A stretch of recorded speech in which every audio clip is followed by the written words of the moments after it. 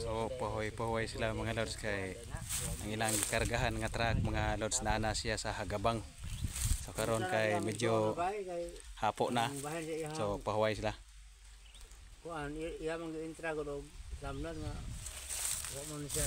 mga malupit nga mga kargador. Mga veterans. May kay hingkuan mga lodi, hinghangin-hangin. So lami man ko kaipod nga may hangin-hangin. Kaya naman ko area to mga lods nga gatapas sila nya wala sila pasidungan murag ingon ana ra mga lodi ba. Wala sila mapasidungan. Lahi ra gid aning naay kasagungan. May mga kahoy-kahoy maka dagan gid ka og init kay makadagan gid ka sa daplin. Pero kung wala gi hangin perting di sura gid mag-apas gid kasi mong ginhawa.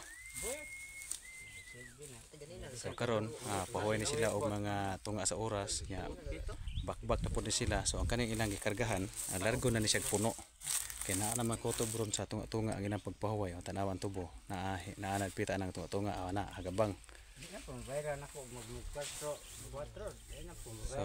So ang usa mga lodi ang iski hapit po siya makapuno ya dito man na kaning traka mga lods kay diha man na moagi patubang dito.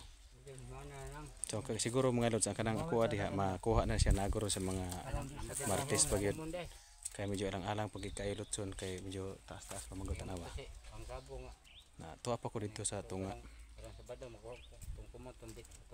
So dahil na sa koto mga lods o ako mga grupo saniya sila namahuway sila ni daplin. Ya si Kulapo naregalain mo si Kulapo Pong. Ayun. Ya kumusta ang imong na ang tiil mga lodi hubag kanibang gitubuan siya o kanibang kati-kati ang tawag ana nya butoy ra siyang gamay. Nya yang gikalot so hinghubag ang tiil so palitan ako siya gahapon og kuan bulong amoxicillin o mifenamic kay para makainom. So nakainom makaron. Karon nakainom. Karon uspi. Asa udto kabasi walipong mo kano. Ay basi mga overdose food ba. So naa siya direpita nakakita si Arig Daplin. So ang pikas grupo mga lods ang karga dito upat ra sila ka tao ang karga duha ang gasaka nya usa ang mo putol-putol sa tubo pag-abot ito sa babaw.